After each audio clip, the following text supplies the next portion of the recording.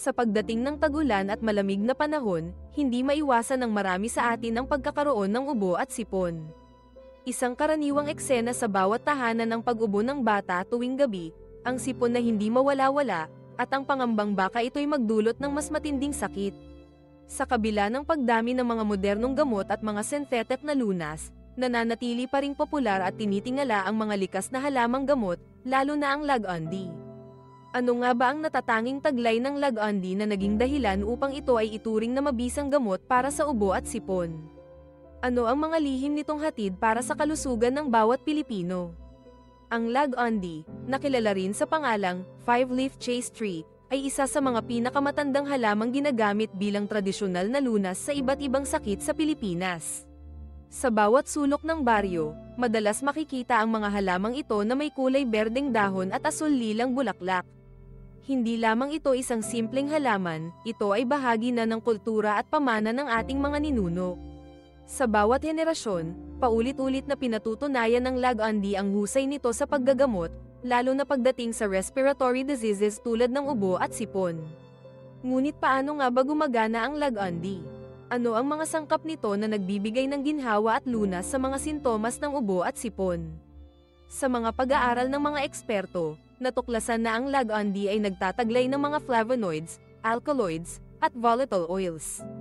Ang mga substansyang ito ay may kakayahang magpababa ng pamamaga, magpakalma ng lalamunan, at magpaluwag ng paghinga.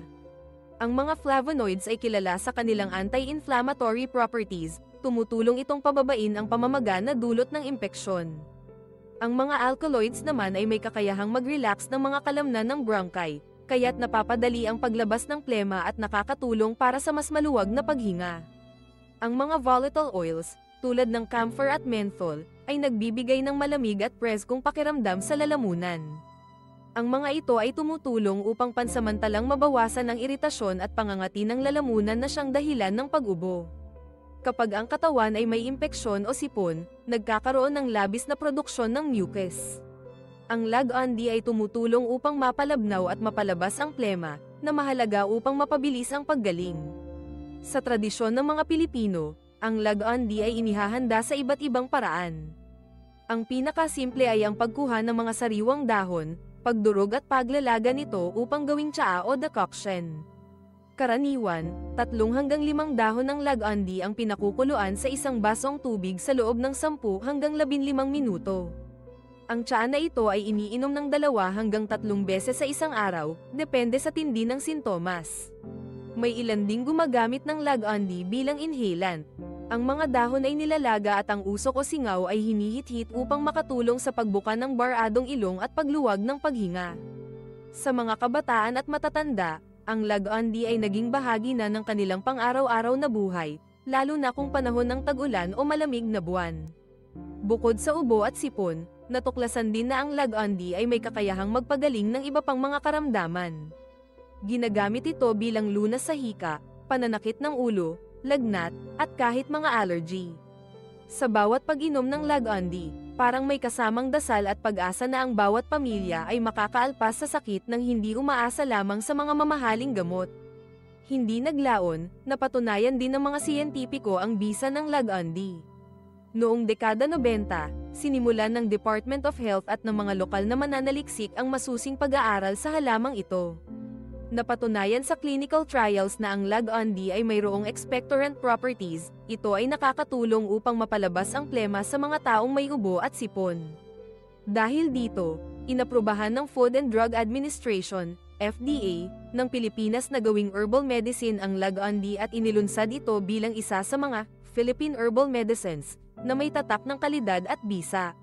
Sa kasalukuyan, mayroong mga Lagandi syrup, tablet, at capsule na mabibili sa mga batika. Subalit, sa kabila ng modernisasyon, hindi pa rin nawawala ang paggamit ng sariwang Lagandi sa mga tahanan, lalong-lalo na sa mga probinsya kung saan sagana ang halaman at malapit sa kalikasan ang mga tao. Bukod sa mga benepisyo nito, mahalaga ring bigyang diin ang tamang paggamit ng Lagandi. Bagamat ito ay natural at ligtas para sa karamihan, may mga paalala pa rin na dapat isaalang-alang. Ang sobrang paggamit ng kahit anong gamot, maging ito man ay likas o gawa ng tao, ay maaaring magdulot ng hindi magandang epekto. Para sa mga buntis, nagpapasuso, at mga taong may malubhang kondisyon sa puso o atay, mainam na kumonsulta muna sa doktor bago gumamit ng Lag-On-D. Ang Lag-On-D ay hindi rin pamalit sa antibiotics kung ang ubo at sipon ay dulot na ng bacterial infection na nangangailangan ng mas malalim na gamutan. Ang mga sintomas na hindi gumagaling sa loob ng 5 araw, o may kasamang mataas na lagnat at hirap sa paghinga, ay dapat na ikonsulta agad sa doktor. Ang Lag-On-D ay katuwang lamang sa pag-aalaga ng kalusugan, ngunit hindi ito dapat gawing tanging lunas sa lahat ng sakit. Sa kabila ng lahat ng ito, hindi may kakaila na ang Lag-On-D ay may malaking ambag sa kalusugan ng mga Pilipino. Sa murang halaga, madaling pagkuha, at natural na sangkap, ito ay nakatulong na sa milyon-milyong tao hindi lamang sa Pilipinas kundi sa iba pang bansa sa Southeast Asia.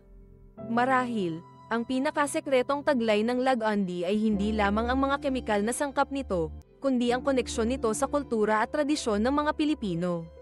Sa bawat lagok ng Lag-On-D tea, sa bawat paglanghap ng singaw nito, nababalikan natin ang mga alaala ng ating kabataan, ang pag-aalaga ng mga magulang, ang lunas ng lola sa tuwing may sakit, at ang tiwala natin sa likas na galing ng kalikasan. Ang Lag-On-D ay paalala rin na hindi laging kailangan ng mamahaling gamot upang gumaling. Minsan, ang kalikasan na mismo ang nag-aalok ng lunas. Sa panahon ngayon na maraming hamon sa kalusugan, lalong mahalaga na balikan natin ang mga likas na paraan ng pangangalaga sa katawan. Ang paggamit ng Lag-On-D ay isang patunay na ang ating kultura ay mayaman sa kaalaman at karunungan na hindi dapat kalimutan. Bukod dito, ang Lag-On-D ay may potensyal na magbigay ng kabuhayan sa mga lokal na magsasaka at negosyante. Sa pagdami ng demand sa mga halamang gamot, mas maraming nagtatanim ng Lag-On-D, nagpoproseso ng mga dahon, at gumagawa ng mga produkto mula rito. Ito ay nagdudulot ng dagdag na kita at oportunidad sa mga komunidad, na siyang nagpapalawak din ng kaalaman tungkol sa wastong paggamit ng herbal na gamot. Sa mga paaralan, itinuturo na rin ang kahalagahan ng Lag-On-D at iba pang halamang gamot bilang bahagi ng araling pangkalusugan. Ang mga bata ay natututo kung paano magtanim, mag-alaga, at gumamit ng mga halamang gamot sa kanilang bakuran. Sa ganitong paraan, naipapasa ang kaalaman mula sa isang henerasyon patungo sa susunod, at napapanatili ang yaman ng ating kultura at kalikasan. Ngunit ang tunay na sikreto ng Lag-On-D ay matatagpuan sa pagtutulungan ng tao at ng kalikasan. Sa bawat paghahanap natin ng lunas, sa bawat pagkakasakit, napapaisip tayo kung paano natin mapapangalagaan hindi lamang ang ating sarili kundi pati na rin ang kapaligiran na nagbibigay buhay at lunas sa atin. Ang Lag-On-D ay paalala na tayo ay bahagi ng isang mas malaking siklo, na ang kalusugan ng tao ay nakasalalay din sa kalusugan ng kalikasan. Kaya't sa tuwing tayo ay magkakaroon ng ubo o sipon, huwag nating kalimutan ang Lag-On-D. Hindi lamang ito simpleng halaman sa bakuran, ito ay simbolo ng likas na galing, ng pagmamalasakit ng ating mga ninuno, at ng walang sawang pagtitiwala sa mga biyayang hatid ng kalikasan. Sa huli, ang sikreto ng Lag-On-D ay hindi lang basta lunas sa ubo at sipon. Ito ay paanyaya na balikan ang mga kaalamang likas at tradisyonal, na bigyang halaga ang mga simpleng bagay na kadalasan ay binabalewala. Sa bawat dahon ng Lag-On-D, may kwento ng paggaling, may kwento ng pamilya, at may kwento ng pag-asa. Ang Lag-On-D ay isang paalala na sa gitna ng modernong mundo, hindi kailanman mawawala ang halaga ng likas na gamot. Sa bawat paglagok ng Lag-On-D tea, sa bawat pagsinghot ng singaw nito, ipinaalala sa atin na ang kalusugan ay kayamanang dapat pangalagaan, na ang kalikasan ay handang magbigay ng lunas sa panahon ng pangangailangan, at na ang sikreto ng tunay na paggaling ay nasa pagbalik sa mga ugat nating Pilipino. Sa bawat tahanan, sa bawat baryo, at sa bawat pusong Pilipino, ang Lag-On-D ay patuloy na nagbibigay ginhawa, pag-asa, at lakas. Ito ang sikreto na kailanmay hindi dapat kalimutan, ang sikreto ng Lag-On-D para sa ubo at sipon.